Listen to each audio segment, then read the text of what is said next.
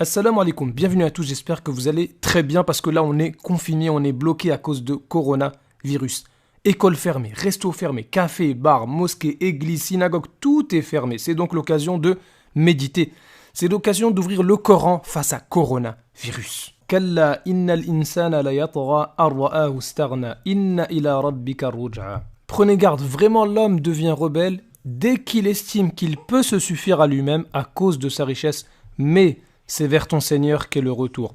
On va tous revenir vers Allah Azza wa Jal qui est notre maître et notre juge. Et là, c'est un exemple parmi les exemples de ce qui nous arrive que finalement l'être humain, il peut rien faire et il est sous le jugement d'Allah Azza wa Jal. Bah oui, c'est pas parce que tu as un peu de technologie, un peu de pouvoir que ça y est, tu peux te passer de ton créateur. Absolument pas. Regarde, avec un truc minuscule, eh bien Allah Azza wa Jal, il met KO tout le monde. En fait, ça fait penser au peuple de Had qui se sont dit, on est les plus forts. قالوا من أشد منا قوة. Ils se sont dit, mais qui est plus fort que nous? Mais n'ont-ils pas vu que Allah, celui qui les a créés, est plus fort qu'eux?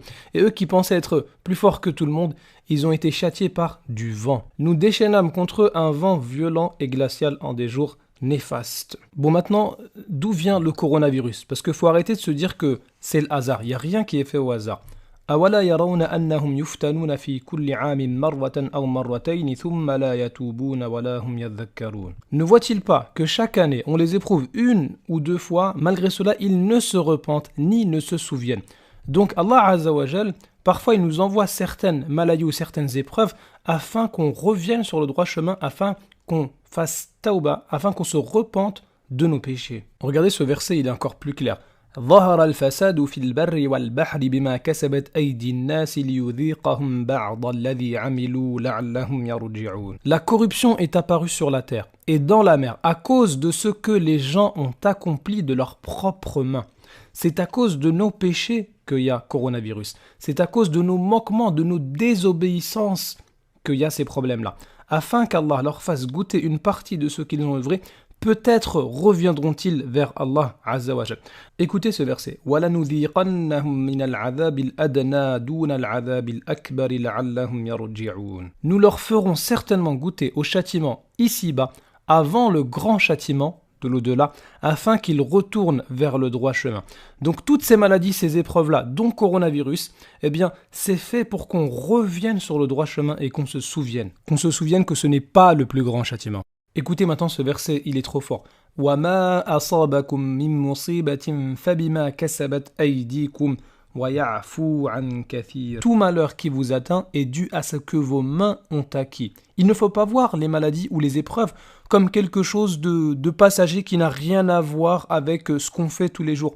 Non, Allah Azza wa Jal, il nous dit que ce qui nous atteint en fait, c'est à cause de nous, à cause de nos manquements, de nos désobéissances et de nos péchés. Et Allah Azza wa Jal, il nous dit ici à la fin, وَيَعْفُو عَن كَثِيرٍ, et malgré ça, il pardonne beaucoup. C'est-à-dire qu'il ne va pas nous châtier proportionnellement à notre désobéissance. Écoutons ce hadith du prophète alayhi salatu wassalam, qui nous fait peur face au péché, face à la banalisation des mauvaises actions. La turpitude n'apparaît pas dans un peuple jusqu'à ce qu'il la rende publique. Ça veut dire que ces péchés-là, les gens, vraiment, ils les font ouvertement, sans que n'apparaissent dans ce peuple la peste et les maladies qui n'existaient pas à l'époque de ceux qui les ont précédés. Ça veut dire qu'à cause de nos mauvaises actions, de nos péchés, et on transgresse même ouvertement, et ça se répand partout, eh bien Allah Azza wa Jal, pour nous châtier, il va répandre partout ces maladies-là, afin qu'on se repente justement. Alors maintenant, c'est quoi la solution face à coronavirus? Se laver les mains, limiter les contacts, bien sûr que c'est important. Et d'ailleurs, le prophète, alayhi salatu wassalam, il nous dit, quand vous entendez que la peste sévit dans un pays, n'y entrez pas, évidemment. Si vous vous y trouvez déjà, ne le quittez pas pour vous enfuir. Une personne qui veut s'enfuir d'un endroit où il y a la peste ou une maladie ou un virus, c'est qu'elle pense qu'elle ne l'a pas et donc elle a peur de l'attraper. Mais ici, le prophète, alayhi salatu wassalam, il prophétise, il nous montre que c'est possible que toi, tu penses que tu n'as pas cette maladie-là, alors qu'en fait tu l'as, ou bien que cette maladie-là ou ce virus n'a pas d'impact sur toi, mais que toi tu peux le transmettre à quelqu'un d'autre. Et là, le prophète, alayhi salatu wassalam, on voit bien qu'il a raison, parce qu'il y a des personnes qui sont atteintes par le coronavirus, mais ce virus n'a pas d'impact sur eux. Par contre, ils peuvent le transmettre à quelqu'un d'autre. D'où l'importance de limiter les contacts, comme nous le dit le prophète, alayhi salatu wassalam, ici. Ça, c'est très important. Mais le plus important, c'est pas ça. Le plus important, c'est justement de faire tauba. Tauba, c'est-à-dire de se repentir à Allah Azza wa Jal. Allah Azza wa Jal, il nous dit qu'il y a un jour du jugement.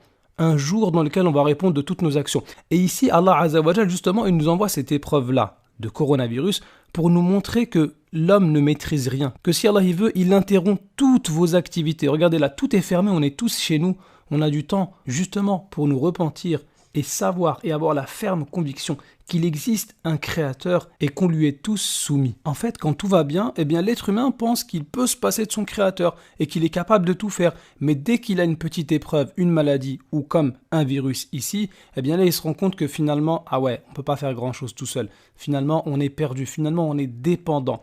Eh bien, le jour de la résurrection, ce sera encore plus évident à tout le monde que c'est Allah, l'unique maître, le Seigneur de l'univers. Limanil mulkul yaoum, lillahi al-wahidin qahhar. À qui appartient la royauté aujourd'hui? À Allah, l'unique, le dominateur.